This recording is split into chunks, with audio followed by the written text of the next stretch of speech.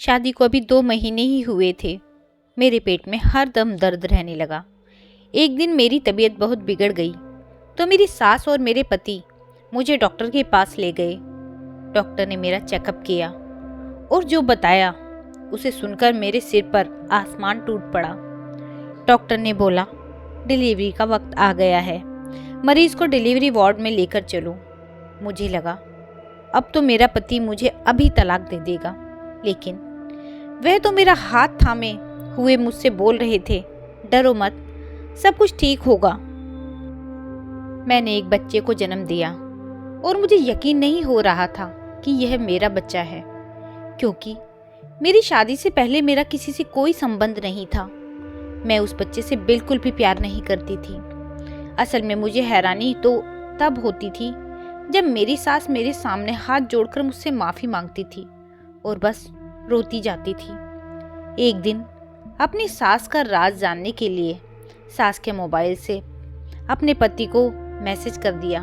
पति का जवाब सुनकर मैं हैरान रह गई। मैं आईने के सामने खड़ी अपने मुरझाए हुए वजूद को देख रही थी। मेरी आंखों के नीचे हल्की हल्की काली सी लकीर बन गई थी।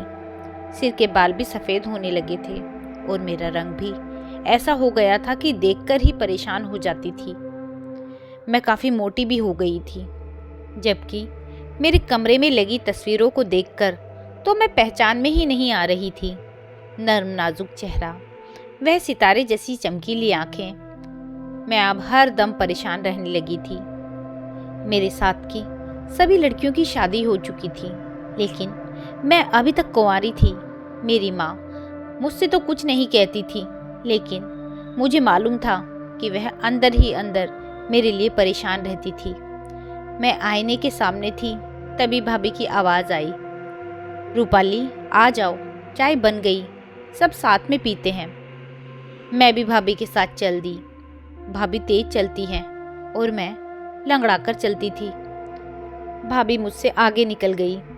भाभी ने पीछे मुड़कर देखा, बोली कि जब से तुम्हारा भतीजा 2 साल का हुआ है तब से मुझे सभी काम जल्दी जल्दी करने की आदत पड़ गई है, आओ मेरे साथ चलो। यह बोलकर भाभी ने मेरा हाथ थाम लिया। मैं साथ चलते हुए बोली, रजनी तुम तो मुझसे छोटी हो ना। तो भाभी ने अपना सिर हिला दिया। तो मैं फिर बोली, तुम्हारी शादी को 5 साल हो चुके हैं, तुम दिखने में भी बहुत खूबसूरत हो और मैं अपने माँ बाप पर बोझ बनी हुई हूँ, क्योंकि मैं लंगड़ी और मोटी हूँ। सुनते ही परेशान होकर, चुप करो यह सब, भगवान सब अच्छा करेंगे, फिक्र मत करो, वह आपके लिए भी एक बेहतर पति ही ढूंढेंगे। मैं चुप हो गई थी। चाय पीने के बाद मैं अपने कमरे में आ गई थी। शाम को मैं अपने कमरे में बैठकर रामायण पढ़ रही थी कि मेरी भाभी भागते हुए मेरे कमरे में दाखिल हुई थी। रूपाली दीदी, एक अच्छी सी ड्रेस पहनकर तैयार होकर अब बाहर आना, आपके लिए एक अच्छा रिश्ता आया है। मैं भाभी की तरफ देखती ही रह गई थी। मैं बोली, रजनी मेरे लिए रिश्ता कैसे? भाभी मेरी तरफ देखकर हंसते हुए बोली, वह माँ ने रिश्ता लेकर आने वाली आंटी से बात की थी, वह लेकर आई हैं। मैंने बोला, रजनी क्या फ़ायदा तैयार होने का? भाभी बोली, इस तरह की बातें मत करो, सुबह सुबह हमने आपके रिश्ते के लिए प्रार्थना की थी तो भगवान ने सुन ली। अगर हम प्रार्थना करेंगे तो वह आपको पसंद भी कर लेंगे, बस आप तैयार हो जाओ। मैं तैयार होकर बाहर आई तो एक लड़का और एक आंटी बैठे हुए थे। आंटी मुझे देखकर खुशी से खड़ी हुई थी।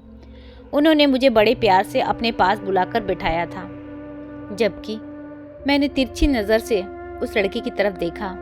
आज मुझे पहली बार पहली नज़र में प्यार का एहसास हुआ था कि पहली नज़र की मोहब्बत किसे कहते हैं।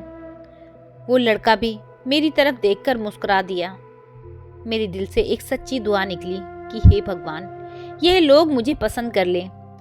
मैं दुआ ही कर रही थी कि आंटी बोली, हमें आपकी लड़की पसंद है, अगर आपको ऐतराज़ ना हो तो हम अभी अंगूठी पहना दें। तभी मैंने अपनी नज़र उठाकर देखा तो वह लड़का मुझे ही देखे जा रहा था। माँ बोली, शादी विवाह का मामला है, अगर मेरे हाथ में होता तो यकीन मानिए मैं अभी अंगूठी पहनाने की इजाज़त दे देती, लेकिन यह मामला मर्दों के हाथ में होता है। रूपाली के पापा ऑफिस गए हैं, जैसे ही आते हैं उनसे बात करके मैं आपको कॉल कर दूंगी। वे लोग चले गए थे, लेकिन मेरा दिल अभी तक धड़क रहा था। फिर यह हुआ कि दोनों तरफ से हाँ हो गई थी और 1 महीने में मेरी शादी की तारीख पक्की हो गई। मैंने अपने घर वालों से सख्ती से मना किया था कि शादी मुझे धूमधाम से नहीं करनी है। मेरे दिल में बस यही डर था कि लोग मुझे देखकर हंसेंगे। मेरे घर वालों ने मेरी बातों को मान लिया और शादी वैसे ही हुई जैसे मैंने बोला था। मेरे घर वालों ने मुझे विदा किया। मैं अब रोहित की दुल्हन बन चुकी थी। मैं बहुत खुश थी। थोड़ी देर बाद रोहित कमरे में आए। रोहित भी बहुत खुश लग रहे थे। उन्होंने मुझे मुंह दिखाई में अंगूठी पहनाई थी और बोली, रूपाली, मैं आज बहुत खुश हूँ, तुम मेरी जिंदगी में आ चुकी हो। मुझे इस बात पर यकीन नहीं हो रहा था कि आप मुझ जैसी मोटी और बदसूरत लड़की से शादी करके खुश हैं। मुझे एक बात पूछनी है कि आपने मुझसे शादी क्यों की? वह मेरे सवाल पर हंस दिए और बोले, तुम मुझे अच्छी लगी इसलिए मैंने तुमसे शादी की। मैं सवाल पे सवाल निकाले जा रही थी। रोहित के सभी जवाब सुनकर मेरे मुरझाए हुए दिल को थोड़ा सा सुकून मिल जाए। मैंने फिर एक सवाल किया, आपको मुझ में क्या पसंद था? उन्होंने मुझे जवाब दिया, तुम्हारी ओरिजिनलिटी। तुम जैसी हो वैसी ही सामने आई थी। तुमने खुद को मेकअप करके पर्दे में नहीं ढका था। मैं यह सुनकर मुस्कुरा दी। हमारी जिंदगी की नई शुरुआत हो चुकी थी। वह मुझ पर अपनी जान देता था और मेरी सास मुझे मेरे माँ बाप जैसा प्यार दे रही थी और मेरा ख्याल रखती थी। मैं बहुत मोटी हो चुकी थी। मैं रोहित के साथ बिल्कुल भी नहीं जचती थी। फिर मैंने सोचा मैं डाइटिंग करूंगी, लेकिन मेरी सास ने मना कर दिया और बोली, अगर तुम स्मार्ट हो गई ना तो रोहित को बिल्कुल भी अच्छी नहीं लगोगी। यह बात सुनकर मैं हैरान रह गई। खैर, मेरी सास हर शाम को रोहित के घर आने से पहले मुझे कुछ न कुछ मीठा खिलाती थी, जो कि मैं उनकी मोहब्बत समझकर खा लिया करती थी। आज मेरी सास ने मुझे केक खिलाया, जिसे खाते ही मेरे पेट में जोरों से दर्द शुरू हो गया। अब तो हर रोज मेरी सास जब भी मुझे कुछ मीठा खिलाती, मुझे दर्द होने लगता था। जब तक रोहित घर आते तब तक मैं दर्द से परेशान हो जाती थी। फिर वह मेरे लिए सारी रात जागते रहते थे। इस तरह हम दोनों को एक साथ बैठकर बातें करने का भी मौका नहीं मिलता था। मैं इस वजह से बहुत परेशान रहने लगी थी। फिर मैंने एक दिन सोचा, क्यों ना मैं अपनी सास का दिया हुआ मीठा खाऊं ही ना, क्योंकि मुझे अपनी सास पर शक होने लगा था कि वह मेरे और रोहित के प्यार से जलने लगी हैं। मुझे और रोहित को अलग रखने की कोशिश कर रही हैं। आज मेरे लिए मेरी सास कस्टर्ड बनाकर लाई थी, तो मैंने बोला कि माँ जी, मैं इसे अपने कमरे में ले जाकर खा लूँगी। तो मेरी सास बोली, अभी मेरे सामने खाओ। मैंने बहाना बनाते हुए कहा, मुझे उल्टी जैसा लग रहा है। तो वह बोली, जब ठीक हो जाएगा तब खा लेना। मेरी सास मुस्कुरा दी और चली गई। मैं अपने कमरे में आ गई। मैंने कस्टर्ड खाने के बजाय छुपा दिया। मुझे लगा था कि आज मेरे पेट में दर्द नहीं होगा, मगर मेरा अंदाज़ा गलत था। मेरे पेट में दर्द होना शुरू हो गया था और वह धीरे धीरे बढ़ता ही जा रहा था। मैं दर्द से कराह रही थी। मेरी आवाज़ सुनकर मेरी सास मेरे कमरे में भाग कर आई। क्या हुआ बेटा? मैं रोते हुए बोली, आप रोहित को बुला दो, मेरी तबीयत बहुत ख़राब हो रही है। तब तक रोहित जी घर आ चुके थे। उन्होंने मेरी हालत देखी तो वह मुझे जल्दी से अस्पताल लेकर गए। मेरी सास मुझे दिलासा देती रही। अस्पताल पहुंचकर मुझे इमरजेंसी वार्ड में ले जाया गया। जब डॉक्टर ने मेरा चेकअप किया तो बोला, मरीज की डिलीवरी का समय आ गया है, मरीज को डिलीवरी वार्ड में लेकर चलो। मैं हक्की बक्की रह गई। मैं हैरानी से उस डॉक्टर की तरफ देखे जा रही थी। मैं गुस्से से चिल्लाई और बोली, यह नामुमकिन है, मेरी शादी तो अभी 2 ही महीने पहले हुई थी। अब मुझे लगा था कि मेरा पति मुझे तलाक दे देगा। मैं बहुत डर गई थी। मैं गुस्से से बोली, रोहित, मुझे इस अस्पताल से ले चलो, मुझे नहीं करवाना इलाज। यह डॉक्टर पागल है, मुझ पर इल्ज़ाम लगा रहा है। मैं चीखने लगी थी। रोहित ने मेरा हाथ थामा और बोला, चिंता मत करो, तुम घबराओ नहीं, सब ठीक होगा। सब लोग बाहर चले गए। मेरी डिलीवरी का वक्त शुरू हो गया था। 2 घंटे की कोशिश के बाद मैंने एक बच्चे को जन्म दिया, लेकिन मुझे अभी भी यकीन नहीं हो रहा था कि यह मेरा बच्चा है। पर मैंने खुद अपनी आंखों से अपने बच्चे को पैदा होते हुए देखा था, इसलिए मुझे यकीन करना ही पड़ा। दुख और गम से बेहोश पड़ी थी मैं। मुझे कुछ समझ ही नहीं आ रहा था, मैं रोहित का सामना कैसे करूं। वह शायद मुझे अब तलाक दे देंगे। बिरादरी और समाज में मेरी कितनी बेइज्जती होगी। यही सब सोच सोच कर मैं रोने लगी थी कि रोहित और मेरी सास कमरे में आ चुके थे। दोनों बहुत खुश लग रहे थे। मेरी सास ने मुझे मुबारकबाद दी और बच्चा मेरे सामने करके बोली, बहू बेटा हुआ है, बिल्कुल तुम पर गया है। मैंने इस बच्चे की तरफ से अपना मुंह फेर लिया। मैंने अपनी सास से बोला, इसको मेरी नज़रों से दूर ले जाइए। रोहित बोला, क्या बात है रूपाली, तुम्हें किस बात का शक हो रहा है? तुम इस छोटे से बच्चे पर जुल्म मत करो। जब मैं अस्पताल से घर गई तो मैंने अपनी सास और रोहित से सख्ती से मना कर दिया था कि इस बच्चे की पैदाइश के बारे में मेरे मायके वालों को ना बताएं। मैं नहीं चाहती थी कि मेरे पिताजी को यह बात पता चले कि उनकी बेटी ने उनको शादी के 2 महीने बाद ही नाना जी बना दिया है। रोहित अभी भी मेरा बहुत ख्याल रखते थे। उसकी जगह कोई और मर्द होता तो मुझे तलाक दे चुका होता। मेरी सास उस बच्चे को संभालती थी। मेरा तो उस बच्चे को देखने का भी मन नहीं करता था। रोहित ने उसका नाम यश रखा था। मैंने अपने घर में एक बात गौर की थी कि जब से यश पैदा हुआ है, मेरा पति हर वक्त मेरी सास से लड़ता रहता था, जबकि इससे पहले रोहित ने अपनी माँ से ऊंची आवाज़ में बात तक नहीं की थी। जब भी वो रोता, मेरी सास उसको लेकर मेरे पास दौड़ते हुए आती और बोलती, बेटा इसे चुप करवा दो, बच्चा अपनी माँ की खुशबू को तरस रहा है। मैं मुंह फेर लेती और कहती, नहीं मुझे नहीं लेना, मेरी तबीयत खराब है। तो मेरी सास रोने लगती और बोलती, मुझे माफ़ कर दो। मैंने वजह पूछी तो कुछ न कहती, बस रोती रहती। मैं यह सब देखकर हैरान थी। एक दिन मैं अपने कमरे में लेटी हुई थी। रोहित ऑफिस से लौटे तो मेरी सास के बोलने की आवाज़ आने लगी। वह ऊंची आवाज़ में बोल रही थी, ऐसा लग रहा था कि बहुत ही गुस्से में हो। सास बोली कि मेरी बूढ़ी हड्डियों में इतनी ताकत नहीं है कि मैं इस बच्चे को संभालूं। इसकी माँ को कहो बच्चा संभालना है तो संभाले, नहीं तो हम बच्चे के लिए दूसरी माँ ले आएंगे। तभी रोहित की गुस्से से भरी आवाज़ आई, माँ यह सब आपकी वजह से ही हुआ है। यकीन मानो आपने जो कुछ किया था, अगर नहीं किया होता तो हालात कुछ अलग ही होते। इतना सुनते ही मेरी सास रो पड़ी थी। थोड़ी देर बाद रोहित कमरे में आए तो मैं बैठी हुई थी। यही सोच रही थी कि वह मुझसे लड़ाई करेंगे, मगर वह मुस्कुराकर बोले, तुम इस लाल रंग के सूट में एक बहुत खूबसूरत लग रही हो।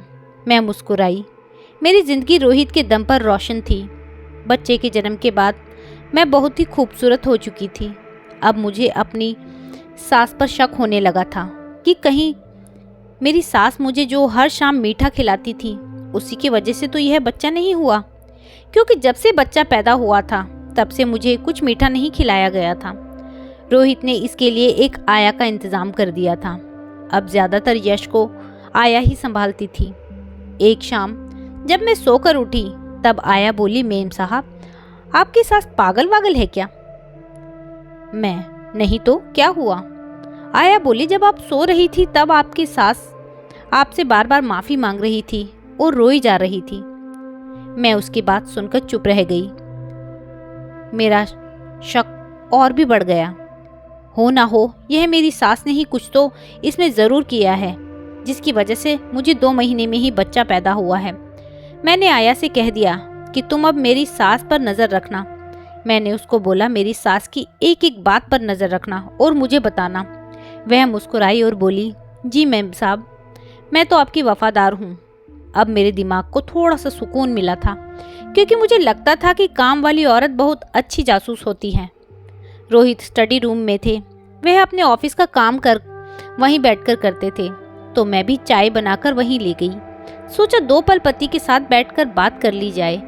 लेकिन मैंने जैसे ही दरवाज़ा खोलकर देखा, रोहित के हाथ में कुछ फ़ोटो थी जो उनके हाथों में से छूटकर ज़मीन पर बिखर गई थी।